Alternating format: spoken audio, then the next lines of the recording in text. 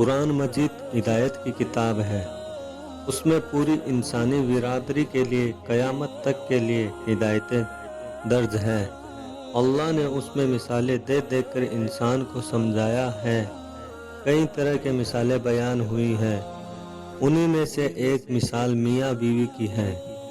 شوہر بیوی کی مثال دے کر یہ سمجھانے کی کوشش کی گئی ہے کہ ساری بیویاں ایک جیسی نہیں ہوتی اور نہ ہی سارے شوہر ایک جیسے ہوتے ہیں۔ کچھ بیویاں ایسی ہیں جو بہت نیک ہیں لیکن ان کے شوہر بڑے ظالم۔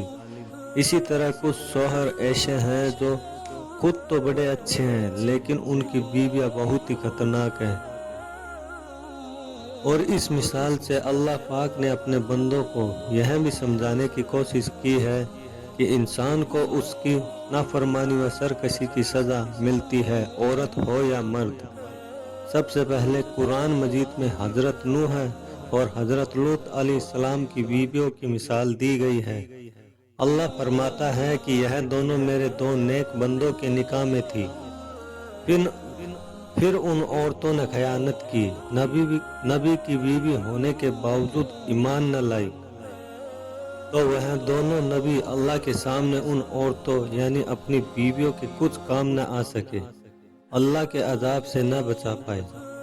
اور ان دونوں عورتوں سے کہہ دیا گیا کہ آگ میں داخل ہونے والوں کے ساتھ تم بھی داخل ہو جاؤ۔ حضرت نوح علیہ السلام اللہ کے نبی و رسول تھے۔ آپ نے اپنی قوم کے بیچ 950 سال تک تبلیغ فرمائی، لیکن بہت ہی کم لوگ ایمان لا سکے، یہاں تک کہ آپ کی بیوی بھی مسلمان نہ ہوئی۔ یہی نہیں بلکہ اپنے شوہر کے خلاف سازش کرنے والوں کا ساتھ دیتی رہی۔ اسی طرح حضرت لوط علیہ السلام کی بیوی بھی مسلمان نہ ہوئی، بلکہ اپنی قوم کی وفادار بن کر حضرت لوط کے ساتھ رہتی رہی اور آپ کے خلاف پلاننگ کرنے والوں کی مدد کرتی رہی۔ یہ دونوں نبی کی بیویاں تھیں لیکن اپنے غلط کاموں اور کفر کی وجہ سے جہنم کے حوالے کر دی گئی، اور اس موقع پر نبی کی بیوی ہونا ان کے کام نہ آیا۔ قرآن مجید میں ایک میاں بیوی کا واقعہ اور بیان ہوا ہے۔ فرعون اور اس کی بیوی آسیہ۔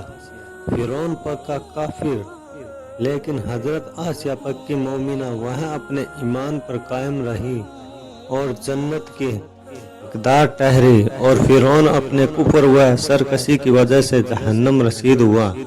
ان مثالوں سے اللہ پاک اپنے مومن بندوں کو یہ یقین دلا رہا ہے کہ کفر و سرکشی اور ظلم و زیادتی کی حالات میں اللہ پر پکا یقین رکھنے والوں کی اللہ پاک حفاظت فرماتا ہے۔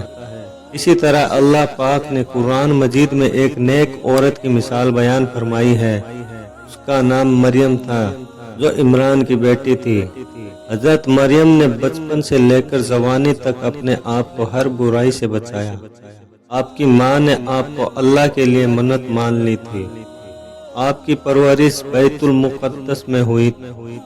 آپ کی نگہبانی آپ کے خالو حضرت زکریا علیہ السلام فرماتے رہے۔ ان کا حال بیان فرماتے ہوئے اللہ پاک نے فرمایا، عمران کی بیٹی مریم جس نے اپنے آبرو کی حفاظت کی، ہم نے اس میں اپنی روح پھونکی، جس کی برکت سے حضرت عیسیٰ علیہ السلام پیدا ہوئے۔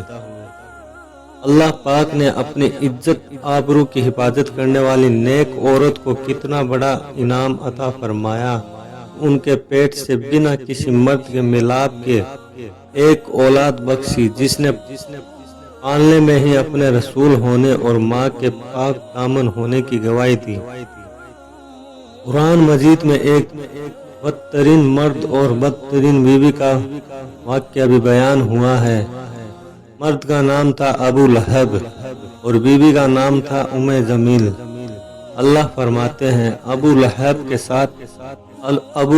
کے ہاتھ ٹوٹ جائے اور وہ برباد ہو جائے، نہ تو اس کا مال اس کے کام آیا اور نہ ہی اس کی کمائی، کیونکہ وہ اللہ و رسول کا سخت دشمن تھا۔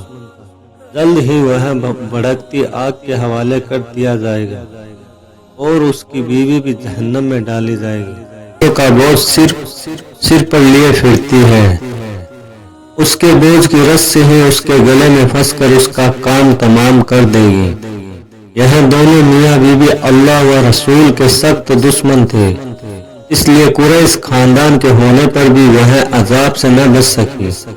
ان واقعات اور مثالوں سے اللہ پاک نے اپنے بندوں کو یہ تعلیم دی ہے کہ وہ حق و ایمان پر اٹل رہے، اللہ و رسول کے فرما بردار رہے۔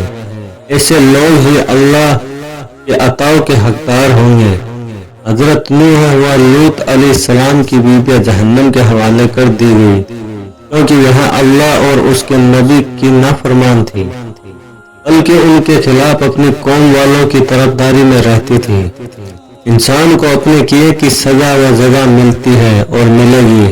ہمیں یہ سوچ کر نہیں بیٹھ جانا چاہیے کہ ہم تو فلاں پیر کے مرید ہیں، ہمارے پیر ہمیں بخشوا لیں گے، اس کا نمبر تو بہت بعد میں آئے گا، اس سے پہلے تو ہمیں اپنے کیے کا حساب چکانا پڑے گا۔ ہمیں اپنے بزرگوں کے سامنے پیش ہونے کے لائق اپنا عمل و کردار بھی تو بنانا ضروری ہے تاکہ مصطفیٰ جان رحمت صلی اللہ علیہ وسلم کی شفاعت کے حقدار بن سکے۔ اللہ ایسی توفیق بخشے ہمیں۔